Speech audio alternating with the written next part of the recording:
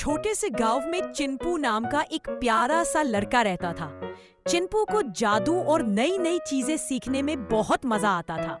एक दिन जंगल में घूमते हुए उसे एक चमकती हुई पुरानी किताब मिली। किताब खोलते ही उससे नीली रोशनी निकली और हवा में एक बूढ़ा जादूगर प्रकट हो गया। जादूगर मुस्कुराकर बोला कि यह किताब अब से चिंपू की है।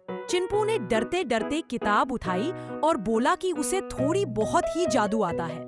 जादूगर ने कहा कि यह किताब सिर्फ अच्छे दिल वालों को मिलती है। चिंपू ने पहली बार किताब खोली तो उसमें से चमकते अक्षर बाहर उड़ने लगे। अक्षरों ने हवा में गोल गोल घूमकर एक छोटा सा जादुई रास्ता बना दिया। चिंपू उस रास्ते पर चला और अचानक खुद को एक रंगीन दुनिया में पाया। वहां पेड़ बात कर रहे थे और फूल हंसते हुए नाच रहे थे।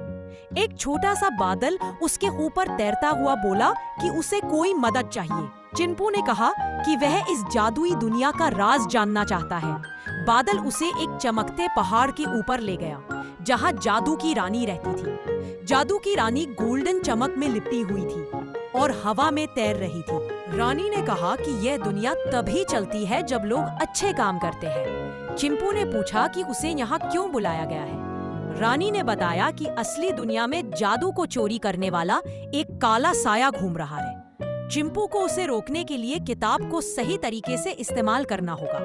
अचानक तेज हवा चली और काला साया कड़क आवाज के साथ वहां आ गया। उसकी आंखें लाल आग की तरह चमक रही थीं और वह रानी की शक्ति चुराना चाहता था। चिंपू ने तुरंत किताब उठाई और एक मंत्र पढ़ा, लेकिन मंत्र उल्टा पड़ गया। काला साया जोर से हंसा और बोला कि छोटा बच्चा उसे कैसे रोकेगा। चिंपू घबराया, लेकिन उसे जादूगर की बात याद आई कि जादू अच्छा दिल मांगता है। उसने आंखें बंद करके गांव वालों की याद की जो उस पर भरोसा करते थे। उसके दिल से चमकती रोशनी निकली और किताब में फैल गई।